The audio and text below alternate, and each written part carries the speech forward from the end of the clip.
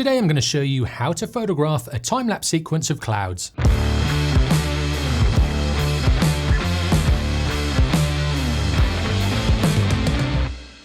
Clouds are pretty amazing, but for photographers, they can be pretty annoying as well. You might get to a location you're planning to shoot at, and the clouds are in the way, they're in the wrong position or the wrong height. Other times they can really bring your images alive. Most of the time, they move pretty slowly, but if you want to really get an amazingly dynamic shot of them, the time-lapse really can bring a boring scene alive. I'll tend to shoot them as a raw file sequence from the interval mode or with an intervalometer, depending on what camera I'm using. Like with any time-lapse, you'll have to shoot off a tripod or a place where you can put your camera where it won't move at all, so it's perfectly still. Because like with any time-lapse, if there is any movement in the camera, it will ruin the time-lapse sequence. That is, of course, unless it's on a slider or a motion system, or if you're doing a hyperlapse. But they're very different things. I'm just talking about a static time-lapse. If it is windy, it's really important to weigh your tripod down or find a sheltered spot. Also, you'll want to set your focus to manual. There's nothing worse than a time-lapse where the focus hunts every now and then, causing the focus breathing to change the framing. I've made this mistake in the past and it's really annoying. And especially when you're viewing it, it is really distracting. So make sure that focus is in manual once you've got good focus. I'll also shoot in manual mode and dial in the settings to suit.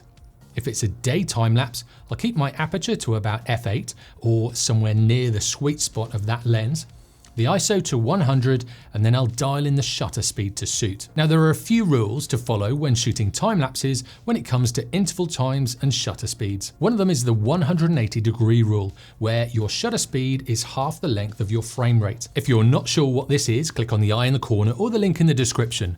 But this is just a way of setting your camera to get motion blur and smoother motion in the final sequence. With people and cars, it really is important to stick to this rule. But with clouds, you don't really have to follow it rigorously. Clouds move pretty slowly most of the time, and if you're shooting everything on the same day, unless there's a big storm coming through or if the wind is picking up, dropping off or changing significantly, they'll tend to move in a similar direction. Also, on some days, it can be a complete washout, especially if it's overcast and there's no detail in those clouds. Other days, it can be fantastic, and this is why I really love shooting time lapses of clouds. It really does change, and you can get the exact same scene looking so different. Now, one really annoying thing are birds. No matter where you point your camera, you'll probably get a bird flying through the frame sometime throughout your time lapse. If your shutter speed is too fast, you'll get sharp images of these birds, and if you're shooting a long interval, these will be kind of distracting and stuttered through the shot. I've processed a load of time lapses, I didn't have the right shutter speed, and in the end, the birds absolutely ruined about 5 or 6 different sequences. So you'll want to shoot with an ND filter to get rid of these in your frame. The ND filter stops so much light getting into your camera, so you can shoot with longer exposures. But it doesn't have to follow the 180-degree rule completely, just enough to either blur the birds out or completely remove them from your frame. Now here's an example of a time-lapse with a fast shutter speed. You can see the birds flying all around in the shot, and I think this was on a really long focal length, and the birds are really distracting. Whereas this sequence from my balcony was shot with a 1-second shutter speed, so you can't see any of those birds, even though they were flying around quite a lot in my frame. So to get a professional looking time-lapse, it's better to use an ND filter so you can drop your shutter speed. One thing to be aware of is that if you're shooting a time-lapse sequence that's going to take a long time, make sure your camera is weatherproof or covered. If it does rain and your camera is unattended or you've gone off somewhere else, you could potentially drown your camera. So either stay with it or make sure it's in a waterproof case or a weatherproof case. The next thing to work out is the interval. As the clouds are moving slowly, you'll generally want an interval of 1 second or longer. The slower the clouds are moving, the longer the interval will have to be. Also, the faster you want the clouds to go, again, the longer the interval will have to be. And this in itself brings some challenges. If you're shooting in the middle of the day, you'll need some strong ND filters to control the light and be able to bring that shutter speed down. If you have a shutter speed of 1/1000th of a second without the filter, when you add a 10-stop ND, also known as an ND1000 or a 3.0 ND filter, this will bring your shutter speed down to 1 second. So if you're planning on shooting on a really bright day, you might need even more than 10 stops of ND. If you only have a 10-stop ND filter and it's bright, you can then close your aperture down to drop the shutter speed. So there are always ways around it. And if you've got a fantastic scene in front of you and you really just have to shoot a time lapse, but you either don't have your ND filters with you or you don't own any, just shoot it. Memory is cheap, and if you don't like it, you can delete it. But you never know, you might get a really good sequence. And then you'll probably know what your next purchase will be. And I've got a link in the description to some ND filters if you want them. Now here are some examples of different intervals and different shutter speeds. This is a 3-second interval with a 1/800th shutter speed. This is a 6-second interval with a 1/800th shutter speed. This is a 6-second interval with a 1 second shutter speed. And this is a 1 second interval with a 1/2 second shutter speed.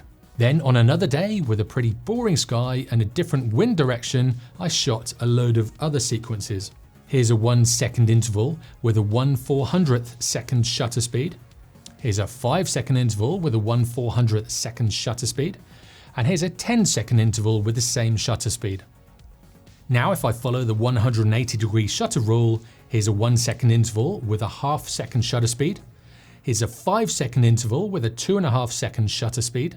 And here's a 10-second interval with a 5-second shutter speed. So these are the 1 second intervals side by side.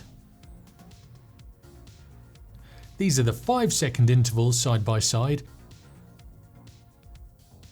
And these two are the 10-second intervals. So you can see the 180-degree rule isn't as important when you're doing time lapses of clouds. The main thing to consider is the interval time. Here you can see how much of an effect it has on your time lapse. These were all shot on the same day with around about the same wind speed. So you can see you can make a massive difference by changing that interval time. Now, which one do you prefer? I know which one I like, but it'd be great to hear which one you guys like the best. Let me know in the comments below. On this overcast day, the wind was about 6 to 10 miles an hour from the north. So for wind speeds at this level, I prefer an interval around about 5 seconds with a 2.5 second shutter speed. Although it did start raining halfway through these sequences, which did kind of mess up my test a little bit. If the wind speed is around about 10 miles an hour, you can halve the interval time. And if it's a stormy 25 miles an hour or faster, then you can shoot with a 1 second interval and even faster. Now I much prefer going with a longer shutter speed, but not long enough so it blurs out the clouds. And also, if you make your interval too long, you will start to get that stuttery look in your sequence. So it's getting the balance between having your interval long enough, but not too long. At the end of the day, you really need to go out and try it for yourself before shooting a whole time lapse. What I'll tend to do is put my camera in the S&Q mode where I can see a finished time lapse straight after shooting it. I'll then let S&Q mode run for a couple of minutes and then review it. From that, I'll know whether that's a good shutter speed to shoot at, whether I have to go faster, or whether I can slow down my shutter speed. Also, when shooting time lapses of clouds, I'll switch it to the silent mode unless there is lightning about to save wear and tear on the mechanical shutter. I have done a couple of sequences at night when there's been a bit of lightning in the air and they haven't come out too well. You can see that electronic shutter coming down halfway through the frame, and this is with a 2 second exposure time. Another thing to take into consideration is the time it takes. If you're doing a 350 shot sequence with an interval of 1 second, it will take 5 minutes and 50 seconds. But if you're doing a 350 shot sequence and your interval is 10 seconds, this will take 58 minutes and 20 seconds. So if you're short on time, you'll want to go for a shorter interval. To work out how long it will take, there are a few options. I mostly just use the calculator on my phone. I'll tend to shoot 350 frames in a sequence, then I'll times that by the interval time and divide it by 60 to work out how many minutes it will take. If you prefer, there are plenty of apps with time-lapse calculators in them. My favorite app is Photopills, and it does have one of these in it. In this part of the app, you can calculate your event duration, clip length, or shooting interval. I tend to leave it on event duration as I'll want to know how long it will take. I'll then put in my interval time I'm thinking of using, the event length, which for 350 shots at 25 frames a second is 14 seconds. This next bit is the frame rate that you shoot in. For me, this is 25 frames a second. And then the file size, which you can get from your camera. This is actually a good part of this app, so you can make sure you have enough memory left on the SD card or the hard drive that you're going to be storing these images on. Then it will give you the event duration, the number of photos, and the total memory used.